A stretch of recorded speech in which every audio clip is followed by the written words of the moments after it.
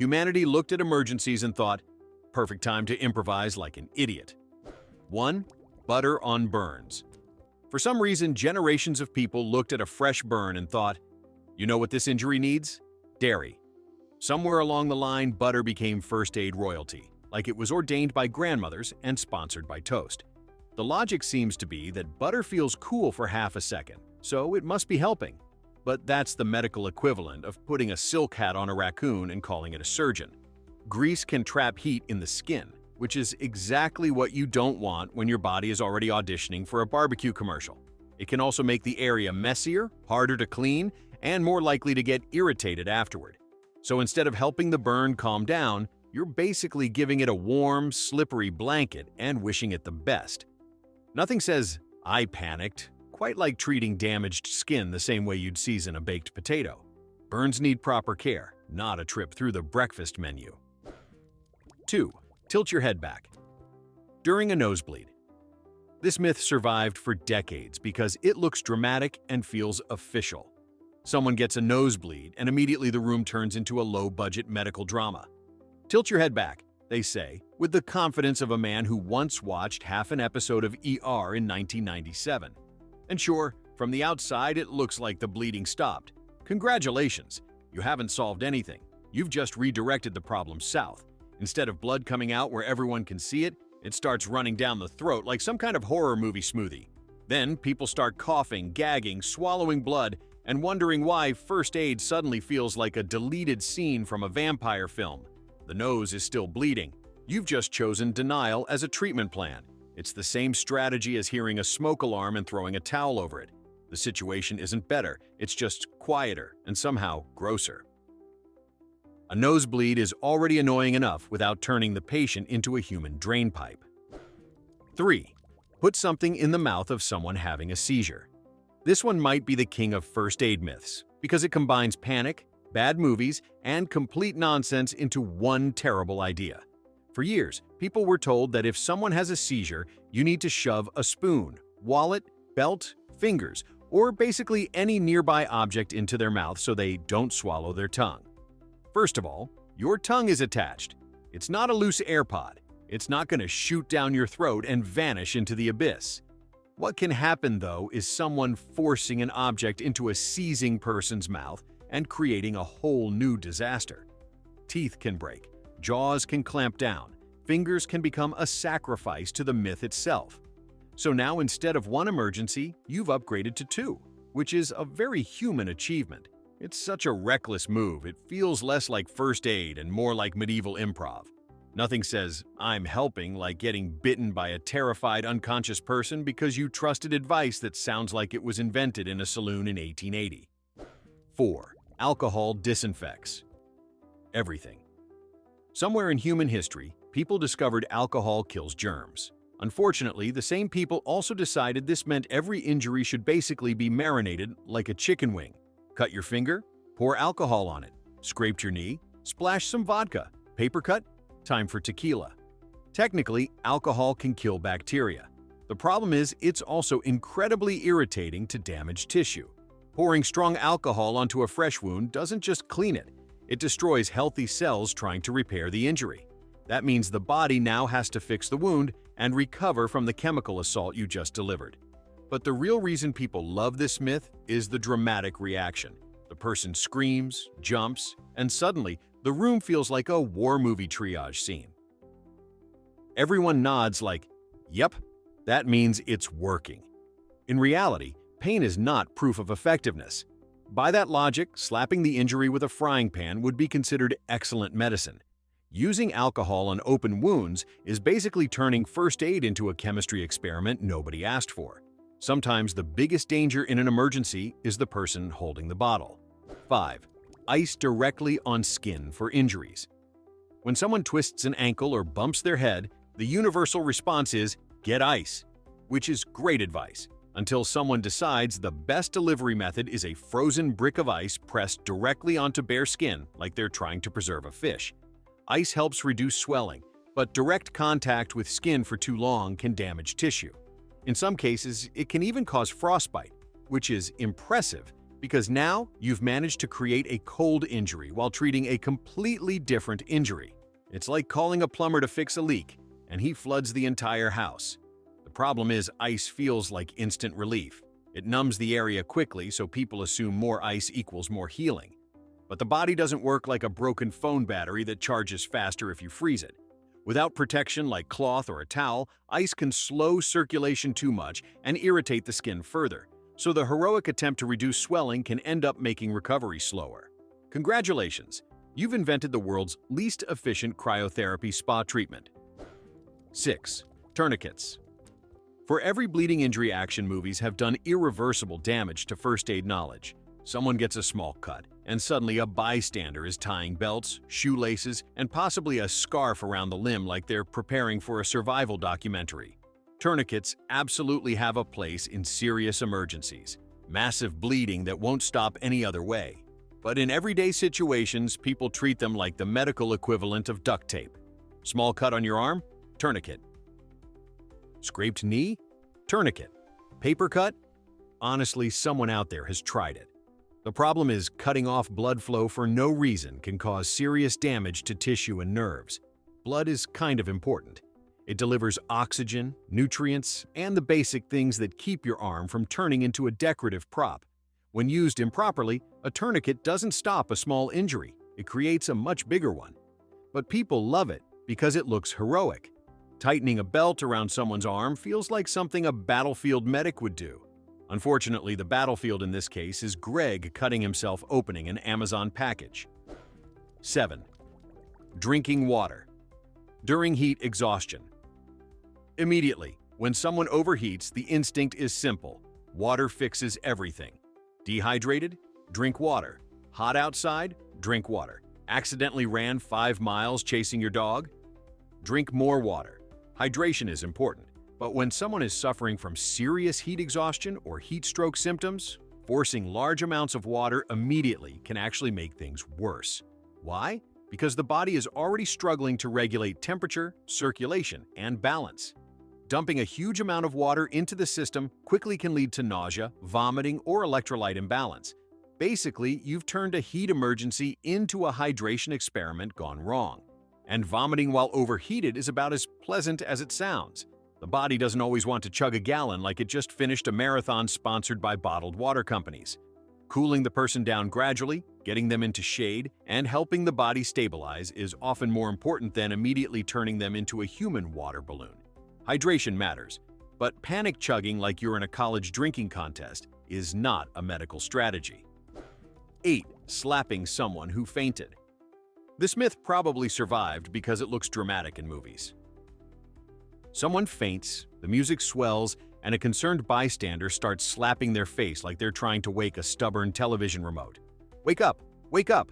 Apparently, the theory is that if the person fainted due to a temporary drop in blood flow to the brain, the best solution is assault. Fainting already means the body briefly didn't get enough blood to the brain. What the person actually needs is to lie down and allow circulation to stabilize. What they don't need is someone treating their face like a malfunctioning vending machine. Slapping doesn't restore blood flow. It doesn't fix the underlying cause. What it can do is create confusion, additional injury, or a very awkward moment when the person wakes up and realizes the first thing they experienced after losing consciousness was a stranger hitting them repeatedly.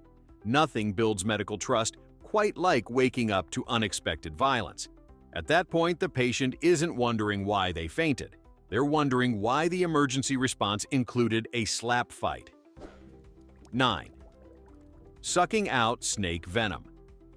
This myth became famous thanks to old adventure movies where someone gets bitten by a snake and suddenly a heroic bystander drops to their knees like they're auditioning for a cowboy drama.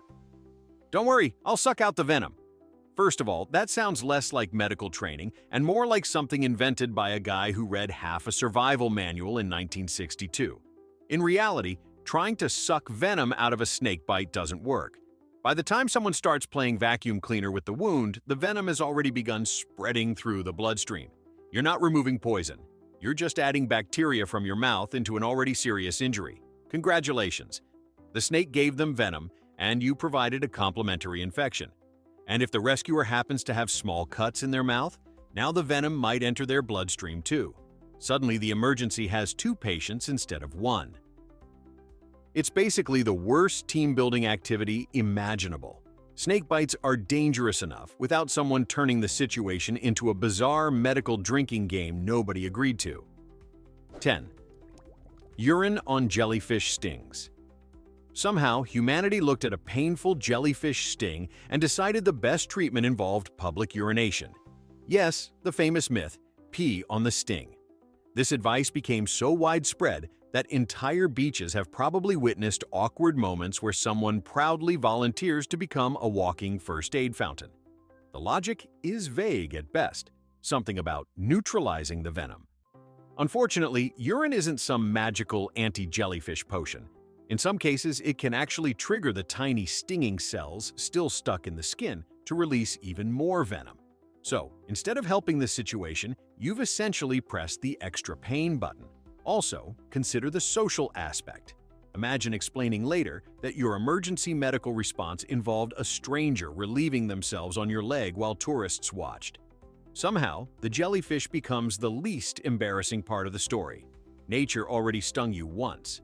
There's no need to let human improvisation turn the beach into the world's strangest medical spa. 11. Putting raw meat on a black eye. At some point in history, someone got punched in the face, opened their refrigerator, and thought, "Perfect, this steak will handle it." Thus, the legendary frozen steak treatment was born. Movies absolutely love this one. Character gets hit, immediately holds a slab of raw meat to their eye like they're preparing a barbecue-themed medical procedure. But the steak itself isn't the helpful part. It's just cold. You could use a bag of frozen peas, a cold pack, or literally anything cold and clean. The meat adds exactly one extra benefit: bacteria. Raw meat is not sterile. It's not designed for medical use. It's designed for dinner. Placing it on an injured eye introduces the possibility of contamination, which is a terrible upgrade from minor bruise to congratulations, now it's infected. Also, imagine explaining to a doctor that your eye problem began after you treated it with ribeye therapy. Nothing screams medical professionalism quite like healing your face with something that was supposed to become tacos. 12. Using toothpaste. On Burns toothpaste has somehow been promoted as the Swiss Army knife of bad home remedies. Burn your finger? Toothpaste. Burn your hand? Toothpaste. Burn your dignity? Probably still toothpaste. The reasoning seems simple. Toothpaste feels cool in your mouth, so obviously it must soothe burned skin too. Unfortunately, skin and teeth are not the same thing. Toothpaste contains ingredients meant for cleaning enamel, not repairing damaged tissue. When applied to burns, it can irritate the skin, trap heat, and create a sticky mess that doctors now have to remove later. So instead of treating the burn, you've essentially frosted the injury like a cupcake. And hospitals absolutely love that moment when someone arrives with a burn covered in minty white paste. "Ah yes," the doctor sighs. "Another victim of the dental aisle." Toothpaste is excellent at fighting cavities. But when it comes to burns, it's about as useful as applying mouthwash and positive thinking. 13. Giving alcohol to someone in shock. This myth probably started in old Western movies where someone gets injured and the immediate solution is whiskey. Gunshot wound? Whiskey. Broken leg? Whiskey. Existential dread? Also whiskey. The idea was that alcohol would calm the nerves and somehow help the body recover. In reality, giving alcohol to someone experiencing shock is about as helpful as throwing gasoline on a campfire and calling it a heating system. Alcohol lowers blood pressure and interferes with the body's ability to regulate temperature, exactly the opposite of what someone in shock needs. The body is already struggling to maintain circulation and oxygen flow. Adding alcohol just makes that job even harder. But the myth stuck around because it looks heroic. Nothing says "I'm helping" like dramatically handing someone a flask while everyone nods like it's frontier medicine. In truth, the only thing alcohol is treating in that moment is the bystander's discomfort watching the emergency unfold. 14. Holding someone down. During a seizure, when people witness a seizure, panic takes over instantly, and panic loves bad decisions. One common reaction is to grab the person and hold them down, like they're about to launch into orbit if nobody acts fast. But seizures involve powerful, uncontrollable muscle contractions. Trying to restrain someone during that process can lead to injuries for both people involved. You could strain their joints, cause muscle damage, or get accidentally hit by movements that are impossible to predict. It's like trying to stop a washing machine mid-spin by hugging it. The instinct to control the situation is understandable. Humans hate feeling helpless. But forcing the body to stop movements it physically can't stop is a bit like yelling at a thunderstorm to calm down. Seizures usually pass on their own. The goal is to keep the person safe, not to wrestle them like it's an emergency episode of mixed martial arts, because nothing says first aid quite like accidentally turning a medical event into a wrestling match. 15. Removing objects stuck in a wound. Someone falls onto something sharp, and suddenly there's an object stuck in the wound. The natural human reaction? Pull it out! This instinct is powerful because it feels logical. If something doesn't belong there, remove it immediately. But in many cases, that object might actually be helping prevent severe bleeding. Objects lodged in wounds can act like a plug, slowing blood loss. Pulling it out without proper medical care can suddenly release heavy bleeding that's much harder to control. So the heroic rescue attempt turns into a much bigger emergency. It's the medical equivalent of pulling a random wire out of a machine and hoping nothing explodes. Movies make removal look simple. One quick tug, problem solved. Reality is less cinematic and far more complicated. Sometimes the best thing you can do is stabilize the object and let professionals handle the removal. Because in first aid, the most dangerous tool in the room is often human impatience. 16. Rubbing snow on frostbite. If someone gets frostbite, the last thing their skin needs is more punishment. Unfortunately, an old myth suggests rubbing snow on the frozen area to warm it up, which sounds logical if your medical training came from a snowman. Frostbite happens when tissue freezes and blood flow becomes severely restricted. The skin is already fragile, numb, and damaged. Rubbing snow on it doesn't gently revive it. It creates friction that can tear the already injured tissue. Imagine trying to fix a cracked phone screen by scrubbing it with sandpaper. That's basically the same strategy. The snow itself also keeps the skin cold, which delays proper rewarming. So instead of helping the tissue recover, you're extending the freezing process while grinding the injury like you're polishing a countertop. But people keep doing it because it feels active. Humans love doing something during emergencies, even if that something makes the situation worse. Because apparently when body parts start freezing, humanity's first instinct is to treat them like dirty dishes. 17. Drinking coffee. To sober someone up, a friend drinks too much, starts wobbling like a shopping cart with a broken wheel, and suddenly someone declares the universal solution: give them coffee. The belief is that caffeine will magically cancel out alcohol, restoring sobriety like hitting the reset button on a malfunctioning human. Unfortunately, alcohol doesn't work that way. Coffee doesn't remove alcohol from the bloodstream.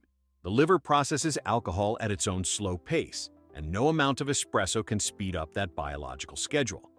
What caffeine can do is make someone feel more awake while they're still intoxicated. Which means now you've created a very alert drunk person. Instead of sleepy and sluggish, they're energetic, talkative, and possibly convinced they're perfectly fine to make terrible decisions. It's like installing brighter headlights on a car with no brakes.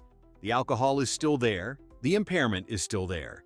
But now the person feels confident enough to prove that bad decisions are always more dangerous when they're caffeinated. 18. Heating muscle cramps. Immediately, muscle cramps are painful, sudden, and dramatic enough to make people act like their leg has just betrayed them personally. The common response? Heat. Heating pads, hot water bottles, warm towels. The idea is that warmth relaxes muscles, so obviously it must fix the cramp instantly. But right after a cramp occurs, heat can sometimes increase swelling and irritation in the affected muscle. It's like throwing a cozy blanket over a problem that's already inflamed. Cold compresses and gentle stretching can often help calm the muscle more effectively in the immediate moment. Heat tends to work better later, once the muscle has settled down. But people reach for heat because it feels comforting. Humans love warmth. Warm showers, warm blankets, warm drinks. Our brains associate heat with healing. Unfortunately, muscles don't care about emotional comfort. Applying heat too early can make the area feel worse, turning a short-lived cramp into something that lingers longer, which means your attempt to relax the muscle ends up basically throwing a tiny spa day for the inflammation. 19. Inducing vomiting after poisoning. For decades, people believed that if someone swallowed something toxic, the best response was simple: make them throw up immediately. Parents kept bottles of syrup of ipecac for this exact reason, like a tiny emergency volcano starter. The idea seemed logical. Poison went in, so poison must come out. But the human body isn't a vending machine where you can shake it and retrieve the last item inserted.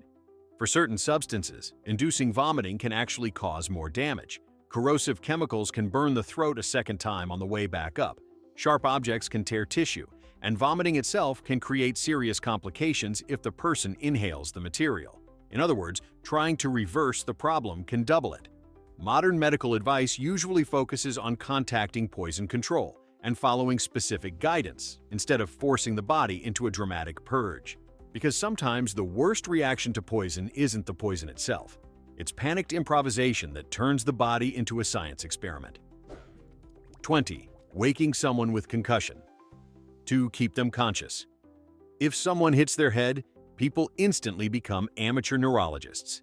And one of the most famous myths is that you must constantly wake a person with a concussion so they don't fall asleep, which has led to countless exhausted, injured people being shaken awake every 10 minutes by extremely worried relatives. Hey, are you awake? Yes. Good. Go back to sleep. Okay? Wait. Wake up again. Sleep itself isn't dangerous after a concussion. In fact, rest is often an important part of recovery. The concern historically came from wanting to monitor symptoms, but people misinterpreted that advice into a bizarre overnight interrogation routine. Instead of healing, the injured person spends the night trapped in a cycle of interrupted naps and confused conversations. It's like trying to recover from a computer crash while someone repeatedly presses the power button. Monitoring someone after a head injury is important, but treating them like a malfunctioning alarm clock isn't exactly cutting-edge neurology. 21. Stretching a pulled muscle aggressively. When someone pulls a muscle, the instinct is to stretch it immediately, and often as hard as possible. The logic sounds reasonable. Muscles need stretching, right? But a pulled muscle is essentially tiny tears in the muscle fibers. Stretching aggressively right away is like pulling on a rope that already snapped in several places. Instead of helping, you're widening the damage. Yet people treat stretching like a heroic battle against pain. They grit their teeth, push harder, and declare things like, "It hurts, but that means it's working." No, it means you're negotiating with your injury using the worst possible strategy. Early treatment for a strain often involves rest, gentle movement, and letting the muscle calm down before attempting serious stretching again. But humans hate patience. We want instant solutions, dramatic fixes, and heroic recovery stories. So instead of letting the muscle recover, we attack it like motivational speakers yelling at a broken treadmill to run faster. 22. Applying heat immediately after a sprain. Someone twists their ankle, sits down dramatically, and within seconds, someone runs in with a heating pad like they're delivering a sacred medical artifact. Heat will relax it. The problem is that right after a sprain, the body is already sending extra blood and fluids to the injured area. That's why it swells. It's the body's version of sending emergency crews. Adding heat at this moment is like telling those crews to invite even more trucks to the scene. Heat increases blood flow, which can make swelling worse during the early stages of injury. So instead of calming the problem, you've basically thrown gasoline on the inflammation. Ice and rest tend to help during the first phase because they slow swelling. Heat becomes useful later when stiffness is the main issue. But people jump straight to heat because warmth feels comforting. It's cozy, it's soothing. Unfortunately, injuries are not emotionally impressed by cozy. The ankle doesn't care that the heating pad feels nice. It only knows that you just turned a small swelling problem into a balloon experiment. 23. Letting someone with hypothermia drink alcohol. This myth is so persistent, it might as well have been sponsored by winter cabins in old pirate movies. Someone is freezing, shivering, and miserable. A helpful bystander suddenly appears with a bottle and declares the solution. Drink this, it'll warm you up. Alcohol does create a warm feeling, But that warmth is basically a biological illusion. Alcohol causes blood vessels near the skin to expand, which makes you feel warmer for a moment. In reality, it's pulling heat away from your vital organs and releasing it into the cold air around you. So, the person feels warmer, while their core temperature actually drops faster. It's like turning on the air conditioner in winter but putting a heated blanket over the thermostat. Hypothermia is already dangerous because the body is losing heat faster than it can produce it. Alcohol simply speeds up that process while convincing the person everything is fine, which means the emergency treatment has successfully tricked the body into losing heat with confidence. 24. Cleaning deep wounds with hydrogen peroxide. Repeatedly. Hydrogen peroxide has the reputation of being the superhero of wound cleaning. Pour it on a cut, and it bubbles dramatically like a science fair volcano. People watch the fizzing and think, wow, look at it destroying germs. And yes, peroxide can kill bacteria, but it also damages healthy cells that are trying to rebuild the tissue. So while it's busy attacking germs, it's also bulldozing the construction workers repairing the wound. Using it occasionally to clean debris isn't the problem.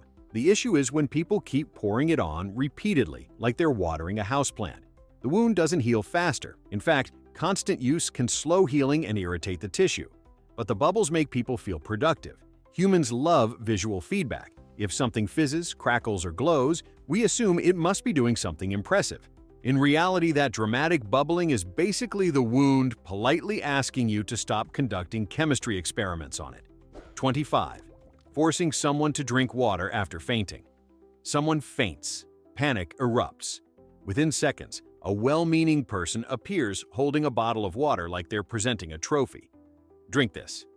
The problem is that someone who just fainted may still be disoriented, nauseous, or not fully conscious yet.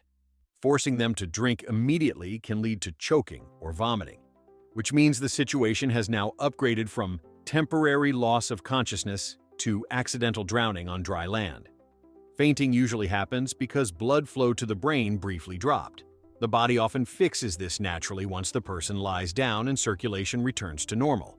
But humans hate waiting for the body to solve its own problems. So instead, we shove water into the equation like we're rebooting a computer. Hydration is important, just not during the exact moment someone's brain is still rebooting its operating system.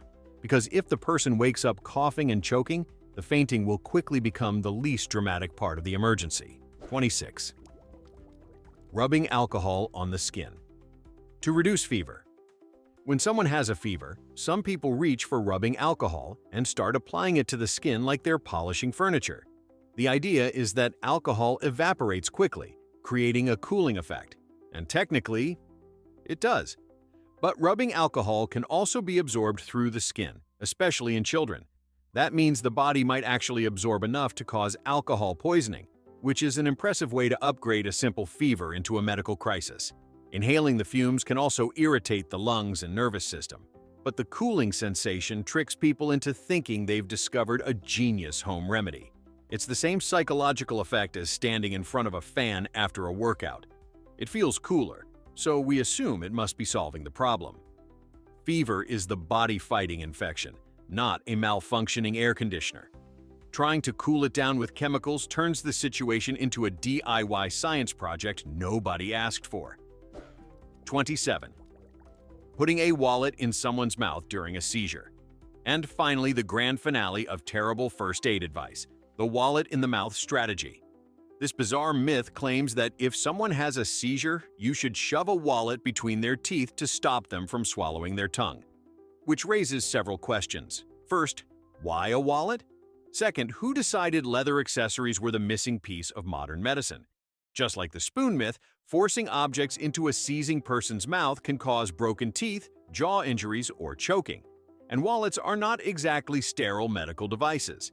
They've spent years sitting in pockets, touching cash, receipts, gym cards, and possibly a sandwich crumb from 2014. So congratulations!